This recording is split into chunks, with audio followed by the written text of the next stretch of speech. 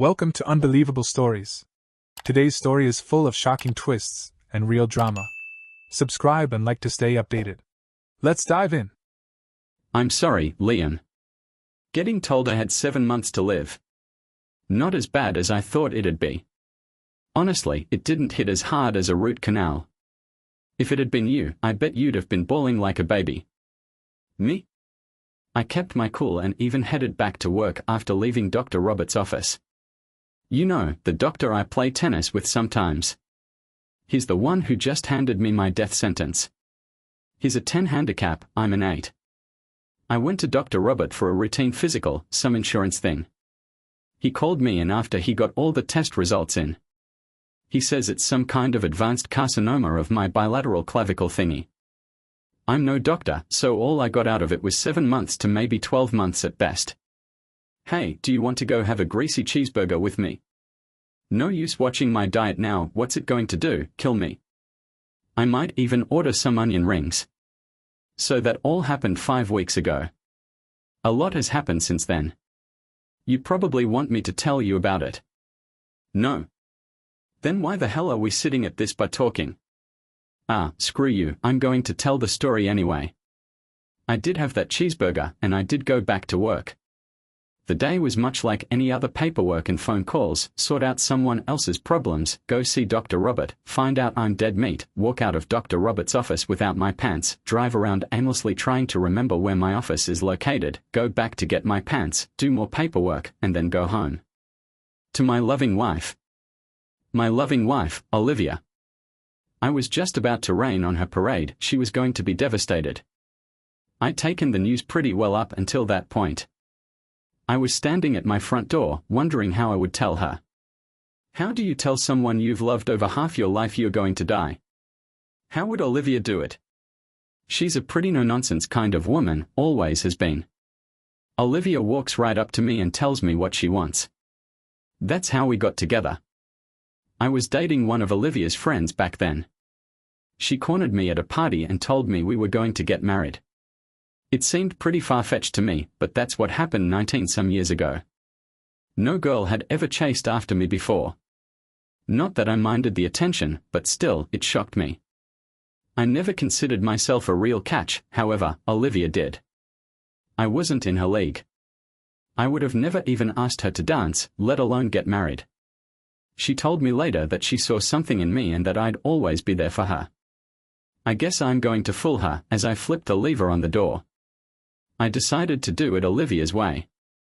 I wasn't going to beat around the bush, just come right out with it. I walked into the house to a big surprise. The room was filled with all of my family and friends, a great big surprise birthday party, complete with balloons and cake, all for little Ethan. I'm pretty sure my face showed the proper amount of shock. It was real, and this was the last thing on earth that I wanted right now. How the hell was I supposed to tell Olivia that I was a dead man walking? I could see my mom and dad were there. They'd have flown halfway across the country to be there for me. My kids were both there too. I wasn't ready to tell everybody at once. I had to swallow all the words that I prepared for my wife. I'd have to do it later. I should have expected something like this, it was my 50th birthday. Olivia loved to throw parties. I think we celebrated Norwegian Constitution Day once. She could have made a career out of it, but she just did it for fun. My grimace must have been pretty apparent to Olivia. She asked me, "What's wrong, baby? You look like someone stole your puppy." "It's nothing. I just wasn't planning on all these people," I shrugged. "Oh, I know what it is. You were expecting your other surprise in the bedroom. Don't worry, baby, you can have that too. You just have to wait until everyone has left," she whispered and winked. Yeah, like that was going to happen tonight. Sex was the second to last thing on my mind right now. Olivia was in her element. She tended to all our guests like the proper hostess. Once in a while, I would catch Olivia stopping to stare and smile at me. I've watched her do that since we started our lives together, without knowing I saw her. She would stop what she was doing, look at me, and smile contentedly. That simple act told me Olivia loved me the same after all these years. The end of the party couldn't come too soon for me, but it did finally end. When I locked up for the night and went to bed, Olivia was waiting for me in my new birthday present. She was lovelier than ever in that long black lacy gown. Olivia had gained about 15 pounds since we'd married, and they all went to the right places. It was our custom to spend the night making love after one of her parties, but tonight would be the first time that I let her down. God, I was such a pathetic excuse for a man right now. I could only hope the remaining days I had wouldn't be the same. This whole day came crashing down on me, and it gave me a headache. After Olivia was asleep, I got up to get some aspirin. When I went to the medicine cabinet, the bottle was empty. Olivia always kept something for a headache in her purse. I wandered down to the kitchen and started my search. How women ever find anything in their handbags, I'll never know. I dumped the contents of her purse on the table. There they were, thank God. As I threw the pills back, I caught a glimpse of something that shouldn't be on the table. I almost choked when I found the empty condom packets, 10 of them. What the hell? We hadn't used condoms ever. Olivia had been on the pill, and I'd been snipped after our youngest was born. All I could think at the time was, I'm sorry, Liam. How many people do you know that are given the death sentence twice in one day? Isn't that called double jeopardy? Well, happy birthday to me. I went to the cupboard and got one of those large cups that Olivia saves, poured myself a generous amount of whiskey in one glass. I needed it right then to calm the voices in my head, and there were many of them. By the power of Grey Skull, you're going to die, loser. Who lives in a pineapple under the sea? Kill the cheating. I'm sorry, Liam, you chicken. SpongeBob SquarePants. Hey, put some ice in that whiskey. The last one was the only one that made any sense, but I was too far gone by then to remember which drawer the ice was in. Ha, that's funny. I felt like the Titanic after it crashed into the iceberg. My soul had a big gaping hole in it. My Olivia was cheating on me. Hadn't I always been a good husband to her? What a cruel way to put punctuation at the end of Liam. At least the voices passed out from the whiskey, they never could hold their liquor. I awoke with the stepsister of all hangovers. Don't even try to figure out what I just said, trust me, it was a bad one. Olivia had covered me with a blanket at some point. Hell, she still had some feelings for me. That's some comfort, huh? I needed some more aspirin, but I wasn't going to dig through Olivia's purse again. I found some pills in the bathroom. I should have read the label before I swallowed them. I found it was a very bad idea to take laxatives with a hangover. I think I expelled that cheeseburger 9 times. Note to everyone listening: if you're drunk and in your dreams you see a toilet, don't use it. If only I could have flushed my brains out, they were what was causing all the pain. After 4 or 5 hours on the throne, there probably wasn't a sesame seed left in my stomach, but all the feelings of betrayal were intact. Never once in the 23+ years of my marriage had I doubted Olivia. How could she do this to a dying man? Couldn't she have waited until I was buried at least? What a stupid thing to think. She didn't know I was a goner, I hadn't told her about that yet. Well, maybe I won't let that be my big surprise to her. We would both wake up one morning, and I would be dead. Shut up, you know what I mean. That was it, she had her dirty little secret, and I had mine. I spent the rest of the day promising myself that I'd never drink again for the rest of my life, what little there was left of it. Though I've never been a vengeful sort of guy, the idea began to appeal to me. As a matter of fact, there were a lot of things I'd never done in my life that started to look pretty darn good to me. I'd never jumped from an airplane, it was too risky. I'd never owned a sports car, also risky and expensive. The one thing that occurred to me as the ultimate risk was to have an affair.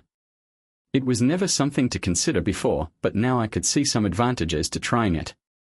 Olivia needed to know how much it hurt. She'd done it to me, and the pain was killing me. Not technically, it was the carcinoma thing, but you get the drift. I decided to give her something she could remember fondly when she was old and grey, a cheating husband. Yeah, I was going to screw around a little on the side, tear off a piece here and there. I didn't have a lot of time left, but I was going to go down in a blaze of glory. Let's see who's sorry now, her, Liam. Yep, today is the first day of the end of my life. I was always the play it safe guy. I thought about the consequences of everything. Well, not anymore. The very worst case scenario. I would die. That was going to happen anyway, so why worry about it? Who could I have an affair with? Let's see, my secretary. No, she was a nice girl with a family. I didn't want to screw up anyone else's life, just Olivia's and mine. Who did I know that was single? Which one of them would piss Olivia off the most? Her sister. Yeah, that had some possibilities. Sophia was divorced, and recently too. She might be getting a little horny by now. It might work. Who else? Her mother. Now, that would be something to set her off. Olivia would hit the roof. Olivia's dad had died quite a few years back. Margaret probably hadn't been properly screwed for 20 or 30 years. What the hell, why not? What did I have to lose? Margaret was pretty fit. It couldn't be that bad, could it? This would be a piece of cake. She'd probably beg me to screw her. That's the way it always works in those adult stories. Yeah, she would be begging for it in no time. Plan A: screw Olivia's mom. I was getting my life back on track, albeit a short track. How do I play things at home? Do I cut Olivia off? Ignore her? Or do I play it cool? That's the way to go. Cool is a jewel. Just pretend everything is fine. No worries, as the Aussies say. I made up for my previous lacking performance in bed a few nights later. Olivia thought it was all for her, but I was really polishing up my technique for Margaret. I didn't want to disappoint the old girl. I was sitting in my recliner, thinking about how to approach Margaret, just staring out the window. Olivia had just come out of the kitchen. She stopped and looked at me like she always does, but this time, instead of her usual smile at the end, she gave me a sad look and shook her head. So there it was, another sign. She'd been untrue, looking at the old fool with "Sorry Liam" pasted all over her face. I knew for sure now. My opportunity with Margaret came the next weekend. Olivia was at her sister's and Margaret needed a ride to bingo. It was now or never, I thought. Life was too short not to take chances. Margaret was going to get the high, hard one. Thinking of what was about to happen, she met me in the driveway. I helped her into the car and closed the door for her. As soon as I got into the driver's side, I unzipped my pants and pulled my Johnny out and said, "Say hello to my little friend." Margaret glanced down at my friend. "Liam, are you okay?" she asked with concern written all over her face. "Just feeling a little frisky," I replied. "Well, do you think it's prudent to drive around with your friend all exposed?" she inquired nonchalantly. "Haven't you just ever wanted to be a little naughty? Maybe show off a little?" I teased. "Oh, you mean like this?" she said as she pulled up her skirt, exposing herself and a black garter belt. Holy mother of Jabba the Hutt, I was the shocked one now. Seeing Margaret's old bear kitty made me swerve, and we almost hit the back of a garbage truck. I could just picture the headlines: "Pervert kills mother-in-law with garbage truck." Liam, you really are amusing. Though I am really flattered by the offer, why in the world would you think I'd be interested in screwing a middle-aged man? I've screwed one of them into the grave already, she laughed. With my shrinking out of sight now, oops. I guess this was not such a good idea, I murmured. Oh Liam, you are such a sweet thing, but I have all the company I want waiting for me. We are not really going to bingo. I need a ride to the hotel on Maple Boulevard. You might as well know, I meet with a couple of young gentlemen a few times a week. A couple? As in two? I asked incredulously. Yes, dear boy, a couple. I'm sure that surprises you, but I was a faithful wife until Carl died. I soon realized that I still had needs. There was no reason for me not to satisfy them. But Margaret, a couple at the same time? I asked again, feeling completely out of my depth. Liam, don't be such a prude. If you'd offered yourself to me many years ago, I'd have given you a ride to remember. But I've gotten attached to my young men now. I don't think you could handle the action, so to speak. Our drive to the hotel was made in silence. Was Olivia going to act like that when I was gone? Oh, hell, she was already doing it. I guess it runs in the family. Well, screw me silly and feed me fish sticks, I muttered as I dropped Margaret at her rendezvous. She turned to me and kissed me on the cheek. If only you'd been a little sooner. Sorry, Liam, she said, then flashed herself again and was off to her meeting. So much for the old girl begging for it. My ego was about as big as my shrunken tool right now. The only way I could feel any worse was if I were dying of some incurable disease. Duh. Can this hole I'm in possibly get any deeper? You wouldn't think so. Lexus? No, too Italian. Audi? Nah, too American. Tesla? No, too small. BMW? Yeah, maybe no, yeah, no. Yeah. I put the affair on hold for a while. Time to do something else stupid. Did you ever try to find a car like that? I'd be dead 2 years before I ever got to drive the damn thing. Why does everything I touch turn to shit lately? I go for a routine physical, the doctor says I'm dying. My wife of 23 years has turned into a sex-crazed maniac. I can't even seduce a 68-year-old woman because I'm not man enough for her. What's next? Plan B: screw Olivia's sister, Sophia. Now, after the last botched seduction attempt, I held a little more hope. I asked Olivia about her rather innocently. Sophia was not seeing any men. If all the women in that family were as sex-crazed as Margaret, Sophia would be grateful to have a hard tool after going without for 6 months. I used the direct approach. I had a key to her apartment. I waited until I knew she was in bed. I snuck in. I felt like a cat burglar using stealth and intellect to secure my prize. I carefully removed all of my clothes before entering the bedroom. I could make out the outline of her sleeping form. She was covered with just a sheet. Perfect. Just sneak in and slide up from behind, wrap your arms around her, play with her melons, slip your sword between her legs. She's putty in your hands, I thought to myself. Ever so slowly, I crept to her bed, carefully trying not to wake her. My plan was working perfectly. She was naked. My fingers played with her grapes. The light coming on didn't register for a second, but when the sheet flew back and I heard her yell, "What the hell?" I hit the earth with a thud. Liam. What the hell do you think you're doing? Are you out of your mind? She spewed.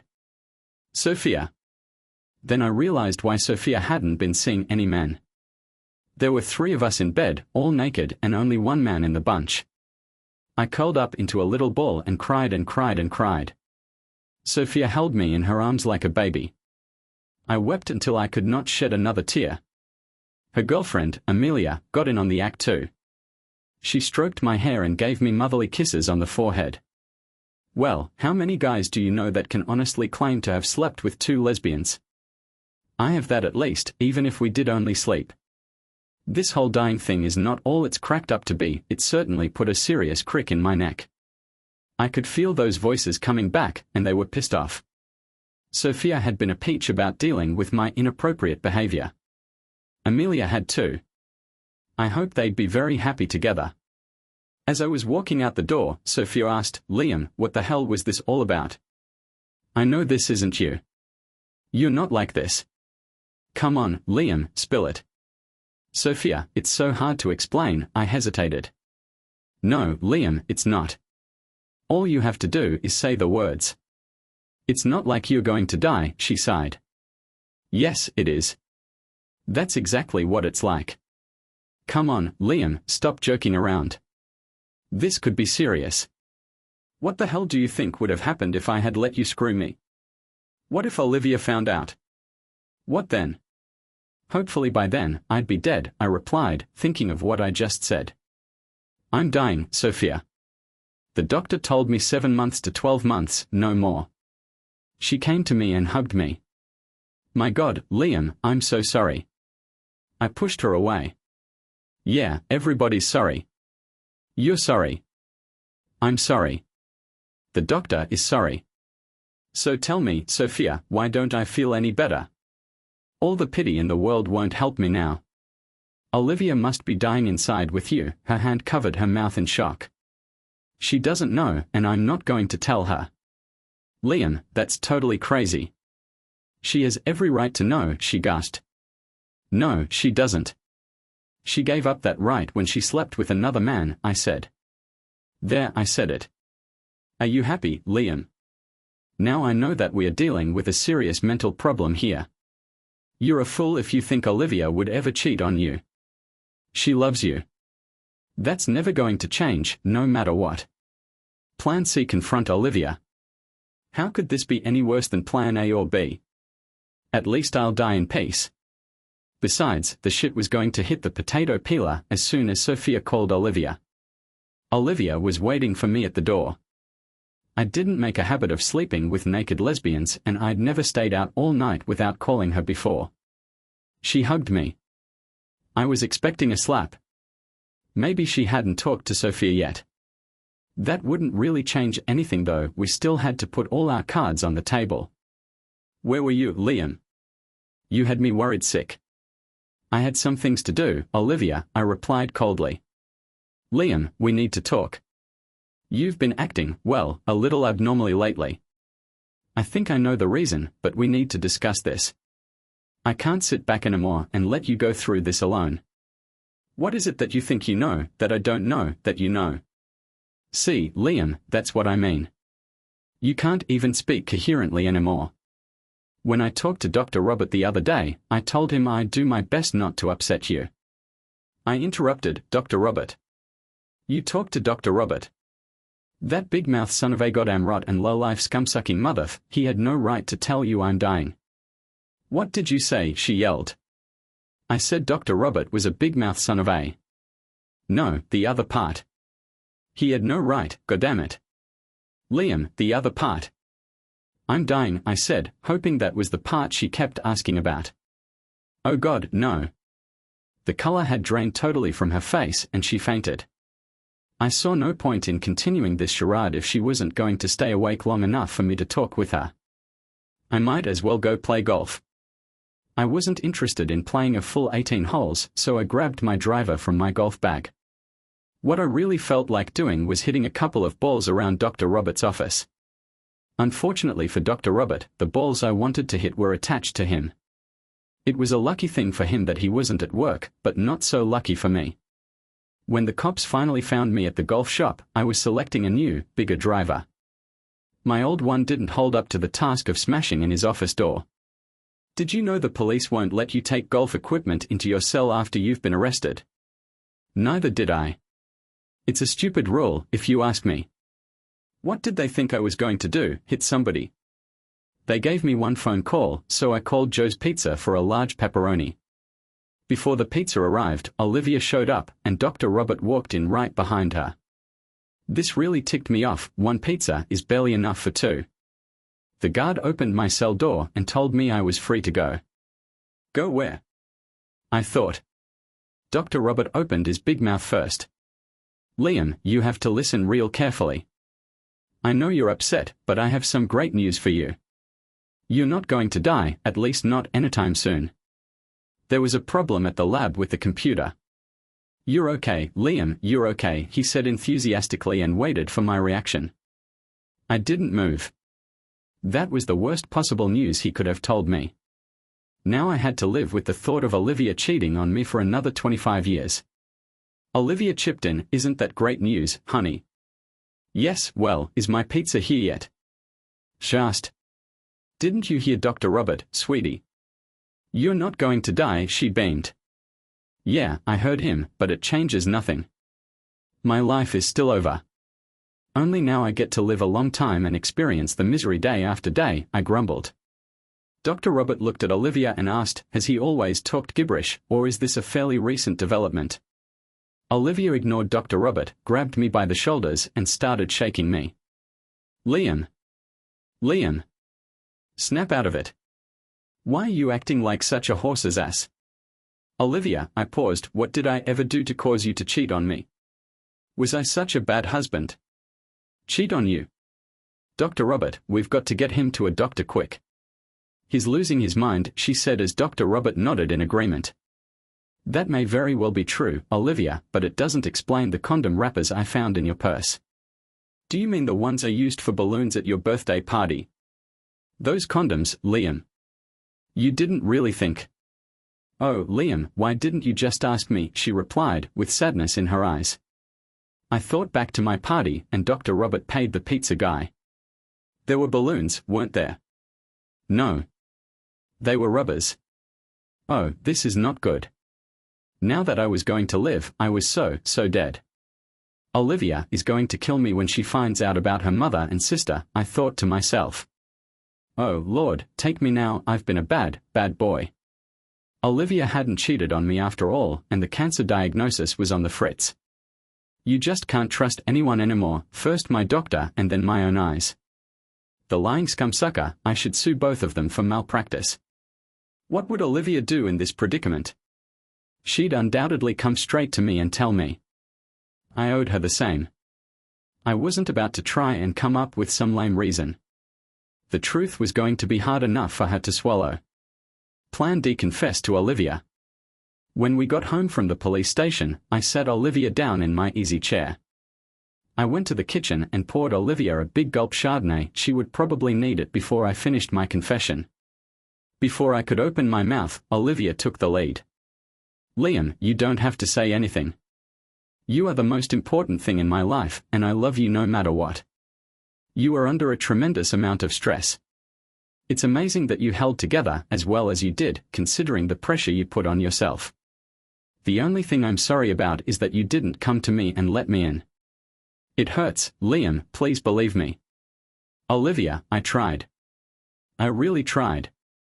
The house was full of people. I never had the opportunity. Then when I found the condom wrappers, Liam, stop.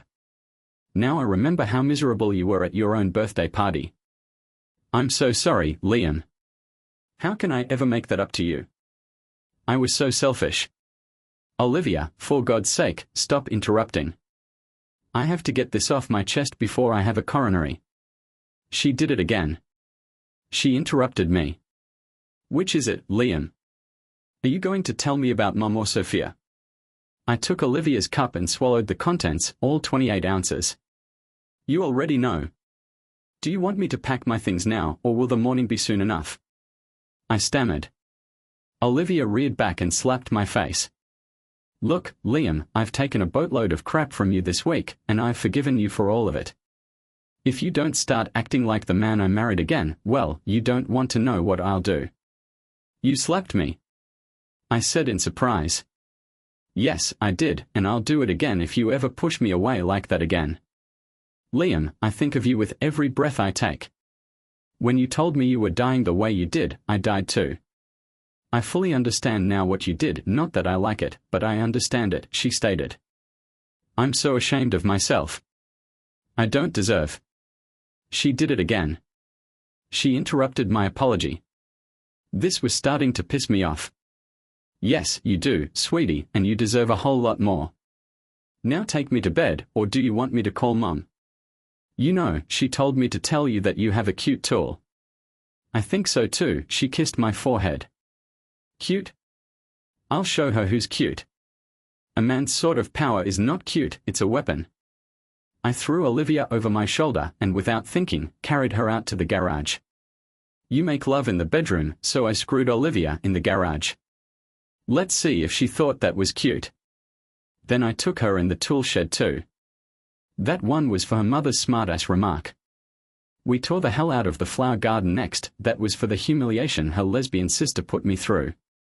As Olivia was trying to pull a geranium out of her butt crack, I asked, well, have you had enough, or is it still cute?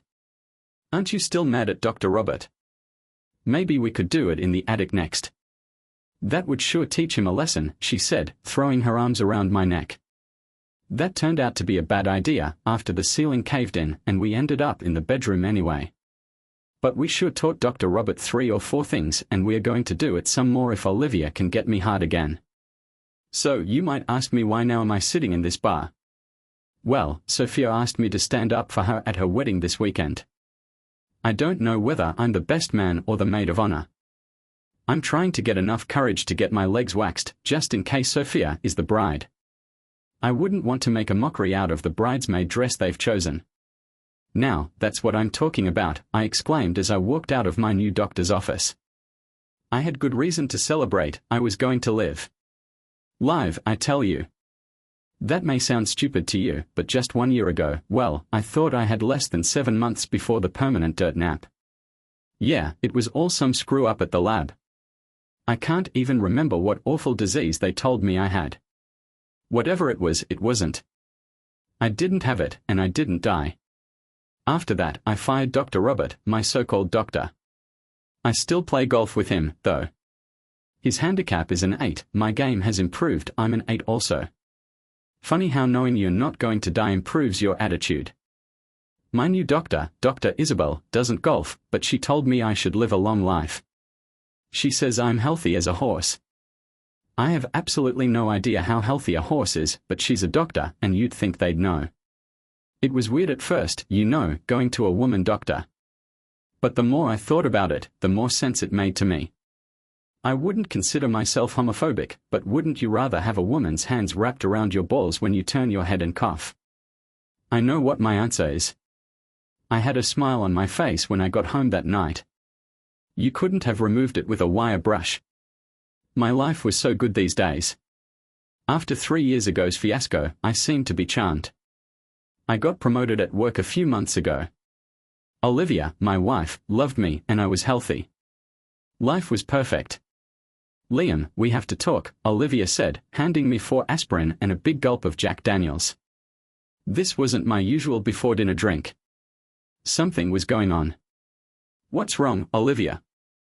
I talked to Dr. Isabel this afternoon.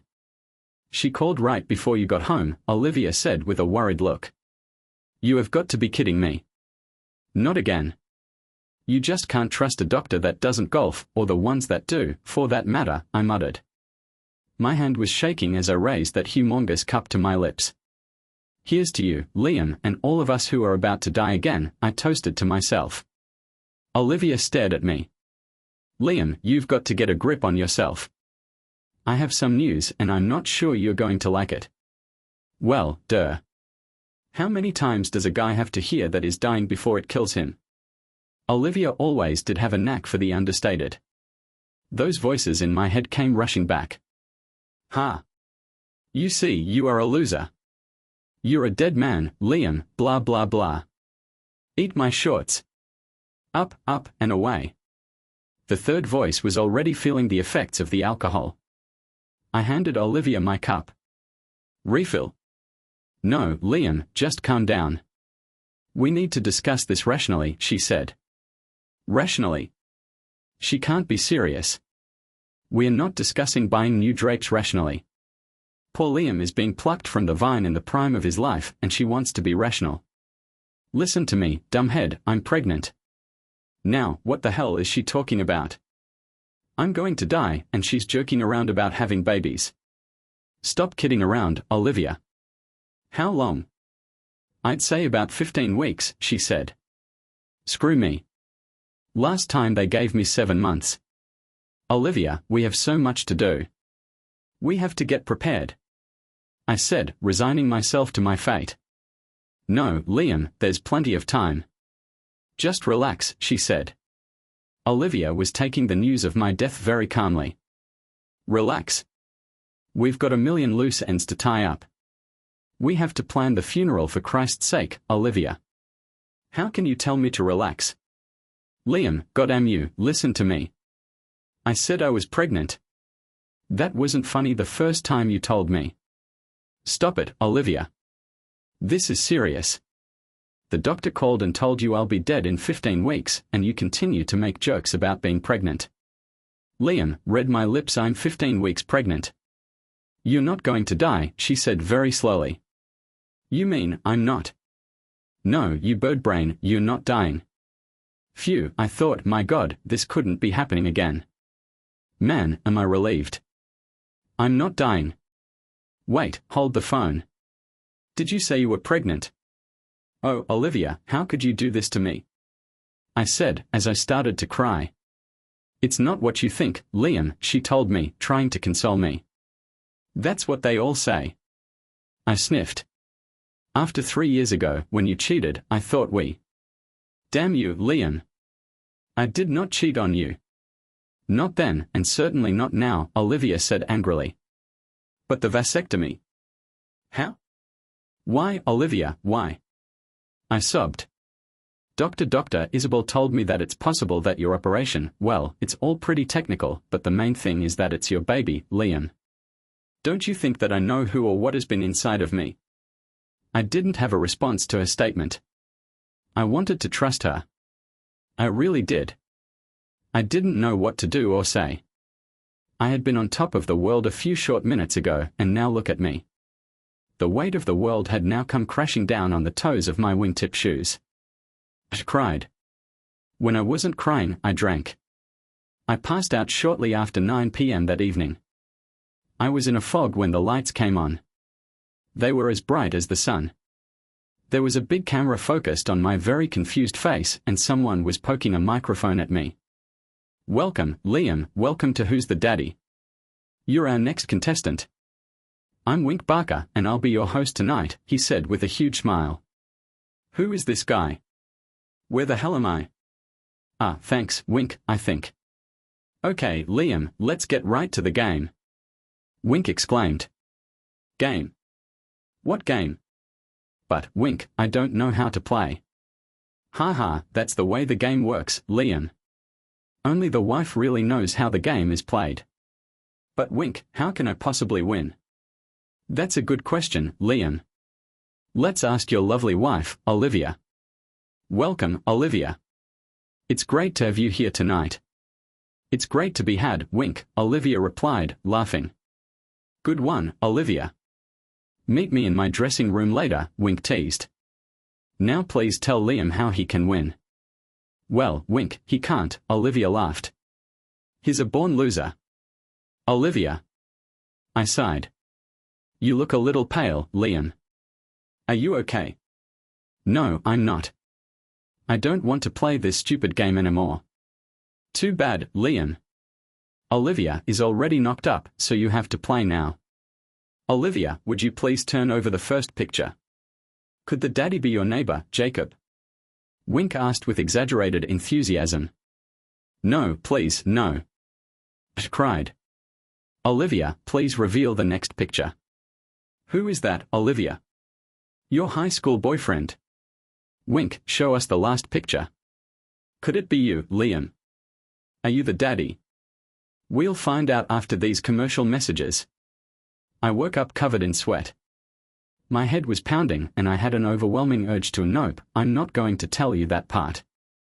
It might come up later at my murder trial. Trust me, you're all better off not knowing. I was relaxing in a tub full of hot water. Olivia walked in and stared at me as I tried to slit my wrists with my electric razor. She sat on the toilet and peed as the batteries on my Norelco gave out. Okay, Liam, I just got off the phone with Dr. Isabel. We are both going down there and not leaving until you're convinced that you're the father of our baby, Olivia said sternly. But what if? Well, Liam, then you'd better get ready to spend a lot of time in church. Because if this baby isn't yours, you'll be raising the second child of God, she said flatly. So, I'll bet you can just imagine how we were going to prove the biological truth. Yeah, a sperm test. Oh, I'd done my share of them before when I had the vasectomy, and it was a very big but, how were we going to extract a sample in my present condition? On the way to the doctor, we passed a church. I wondered if that were a possibility. Nah, we weren't even Catholic, we were Episcopalian. I was in the waiting room reading a pamphlet about erectile dysfunction when they called my name. Olivia got up and started to follow. Where are you going? She asked. With you. I'm not about to leave your side until we settle this thing, she said, pushing me through the door. The nurse led us to an exam room and told us the doctor would be with us in a few moments. I remembered the last time somebody went into an exam room with me. I was 7 and had the measles. How embarrassing. The wait wasn't too long, but it sure seemed like it. Olivia sat on a small stool, tapping her foot. She seemed amused that I was so uncomfortable. The doctor asked me to remove my clothes, something I'd done in front of Olivia a bazillion times. But with 2 women there, I was hesitant. Have any of you had a woman fondle your package with your wife sitting in the room watching? It's freaking creepy. She checked my unit, looked at the small scar on my scrotum. Okay, Liam, up on the table, she ordered. I need to check your prostate. Prostate? Isn't that something a lawyer handles? When the doctor squeezed my nutsack and stuck 3 fingers up my butthole, I almost fainted. Dr. Isabel must be a lawyer, too, because this is exactly how I felt the last time I visited one. Mummy! I screamed. For the life of me, I couldn't figure out what my poophole had to do with Olivia being pregnant. We had never, ever even considered backdoor sex. My mood wasn't much better when she handed me that stupid little cup. The chances of me getting a boner were about as high as winning the state lottery. So, just what do you expect me to do with this? She asked. We need a sperm sample, Liam, Dr. Isabel said. Okay, and how do you propose we get that? I asked, pointing to my balls, then at the cup. The usual method, Liam, would be masturbation. I see, I said, nodding my head. Doesn't one usually require an erection to attain the desired sample? She asked. I see your predicament, Liam. Olivia, do you have any ideas? Well, I suppose I could try, Olivia told her. Okay, then, I'll leave you two alone. Please bring the sample when you're finished. I know how anxious you are for the results, the doctor said. Olivia has never before failed to arouse me in all of our years together. She removed her blouse and I felt a twitch. Her bra came off and there was movement, but not much. Her finger touched the head and found the off button. My tool deflated like a blowout on the freeway. I'll give Olivia her due, she didn't give up trying. It was evident after some time that each time she touched me, the thought that she might have been with another man crossed my mind. When she realized my problem was her, she left the room in tears. I didn't do it intentionally, I really had no control over my own tool. Dr. Isabel burst into the room and started in on me. What the hell did you do to Olivia, Liam? I explained to her exactly what had happened. She nodded and left the room. She was back a few seconds later carrying a tray with a vial and a needle that looked to be 3 feet long. What the hell is that, and more to the point, what the hell do you intend to do with it? I already knew the answer and didn't like it. Now come on, Liam, this won't hurt a bit, she said. Well then, let me stick it in you and see for myself. I shot back. If you could stick it in me, Liam, we wouldn't need the shot now, would we? She replied. Real funny. And what's with this wee shit? Ouch. Hell, that hurt. I exclaimed. I'm sorry, Liam, but I had to do it, Dr. Isabel said. Where the hell had I heard that before? Dr. Isabel sat patiently on the stool and stared at my tool. My grandma used to say something about a watched pot or something or other. This must have been what she was referring to. I was diligently counting the tiles on the ceiling when the doctor stood and handed me the cup. Let's get the show on the road, Liam, she said and walked out of the room. I had been so busy counting, there were 202 tiles, by the way, that I hadn't noticed that I was as stiff as a screen door. What? Never mind, it's not important. You know how my brain works. It had to be the least satisfying and most important squirt of semen of my life. What if we're stuck in my head? I stared down into the plastic cup. The milky white glow just sat there. Move, goddamn you. Swim, you little pig. I yelled. During my life, when the pressure was really on, my thoughts tend to get a bit confused. I'm here to say that at that very moment, the pressure of the situation came to its apex. My past and future life depended on the scientific facts contained within a pool of mucus at the bottom of a plastic cup. Clarity of thought is something that one usually gains while sitting on a mountaintop in Tibet. I have also heard that, for some, it is attained through prayer. I had my epiphany while sitting on a stainless steel table in a 10 by 18 foot cubicle. Trust. That's what life comes down to. It's a simple 5-letter word, not too difficult to grasp the idea, but the meaning, the true meaning of trust, is more difficult to understand than nuclear fusion. Honestly, it's deeper than the deepest ocean. It's a concept more remote than the farthest star. For me to say I trusted Olivia was easy, but did I really? If I did, why was I here, talking to a puddle of sperm? Olivia had told me that I was the father of her unborn child. If I trusted her, why did I need proof? Olivia was my life, the mother of my grown children. We had shared it all, the good and the bad. She had never questioned any of the stupid things I had done. She simply trusted that I loved her. Olivia knew what trust was. My wife had never lied to me, yet I doubted her. On the other side of the coin, there was medical science. Had it ever let me down? Yeah, lots of times. Just 3 years ago when I was told I had only 5 months left. Yeah. And why is my appendix scar on the left when everybody else's is on the right? Did you ever wonder why a doctor practices medicine? That question says it all. They practice because they haven't got it right yet. Was I going to believe that a doctor who had opened the sack containing my nuts and snipped a tube was more trustworthy than Olivia? Was I going to believe that Olivia lied to me? Wasn't she the one who suggested, no, demanded, this test? She wouldn't do that if she had something to hide. She would never have come here today if there was even the slightest chance the baby wasn't mine. As I dressed, my betrayal of Olivia hit home. Olivia had come with me today to stand by me. She put aside the lack of trust and respect that I'd shown her. What had I done? I accused her of being unfaithful.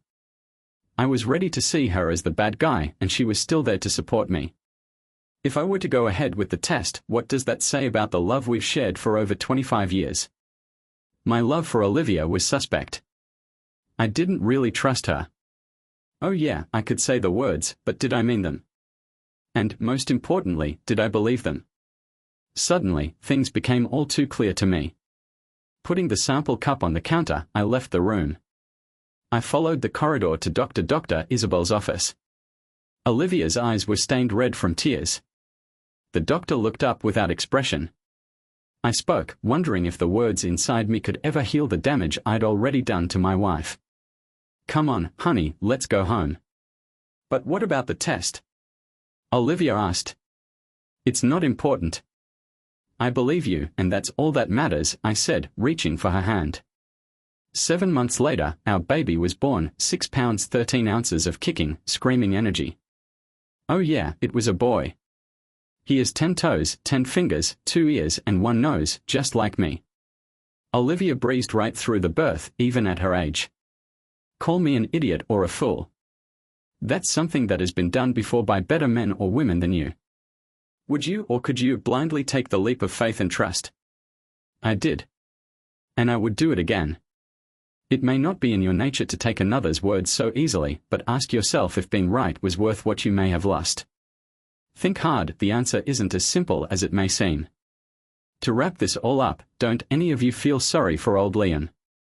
I don't. Well, except for the fact that I have to pay to be verified. Did you know that the insurance company says only one to a customer? I think that's pretty narrow-minded, don't you? What would you do if you were in Liam's shoes? Share your thoughts in the comments and don't forget to like, share, and subscribe for more stories. See you next time.